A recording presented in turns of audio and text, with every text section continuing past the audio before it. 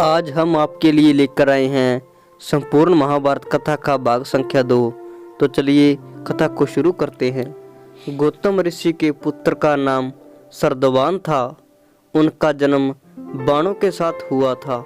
उन्हें वेद व्यास में जरा भी रुचि नहीं थी और धनुर्विद्या से उन्हें अत्यधिक लगाव था।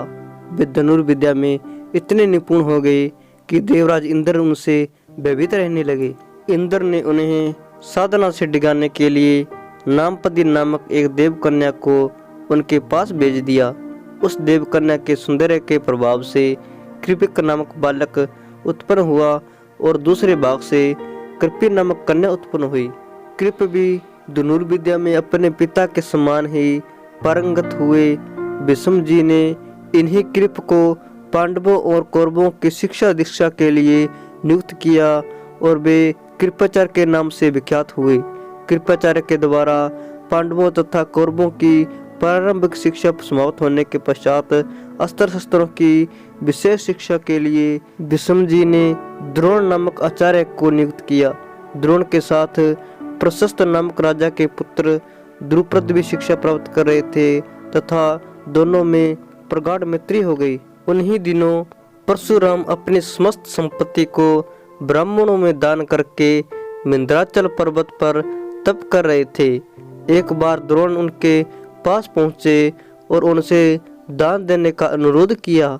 इस पर परशुराम बोले, वत्स, तुम विलंब से आए हो। मैंने तो अपना सब कुछ पहले से ही ब्राह्मणों को दान में दे डाला है। अब मेरे पास केवल अस्त्र शस्त्र ही शेष बचे हैं। तुम चाहो तो उन्हें दान में ले सकते हो। द्रोण यही तो चाहते थे।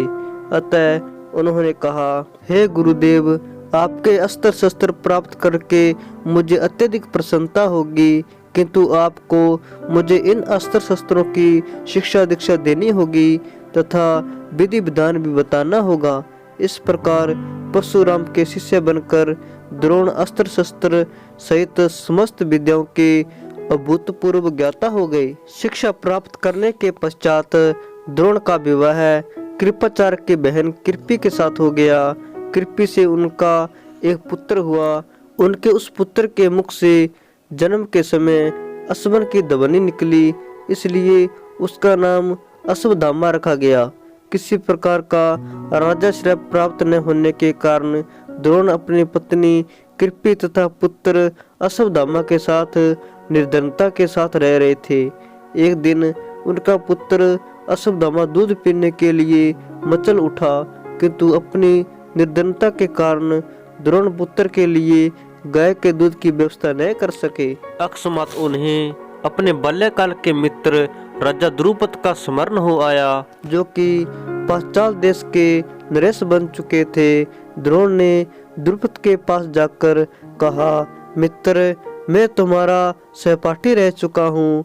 मुझे दूध के लिए एक गाय की आवश्यकता है और तुमसे सहायता प्राप्त करने की अभिलाषा लेकर आया हूँ। इस पर द्रुपद अपनी पुरानी मित्रता को भूलकर तथा स्वयं के नरेश होने के अहंकार के बस में आकर द्रोण पर बिगड़ उठे और कहा, तुम्हें मुझको अपना मित्र बताते हुए लज्जा नहीं आती?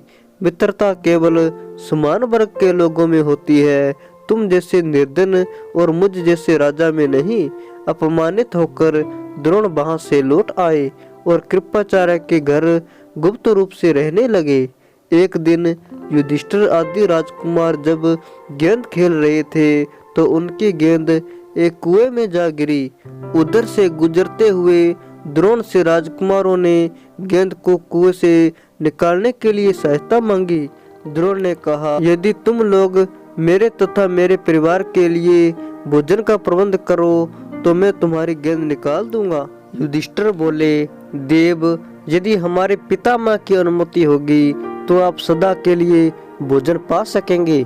द्रोणाचार्य ने तत्काल एक मुट्ठी सेंक लेकर उसे मंत्र से अभिमंत्रित किया और एक सींग से गेंद को छेदा, फिर दूसरे सींग से गेंद में फंसे सींग को छेदा। इस प्रकार सींग से सींग को छेदते हुए गेंद को कुएं से निकाल दिया।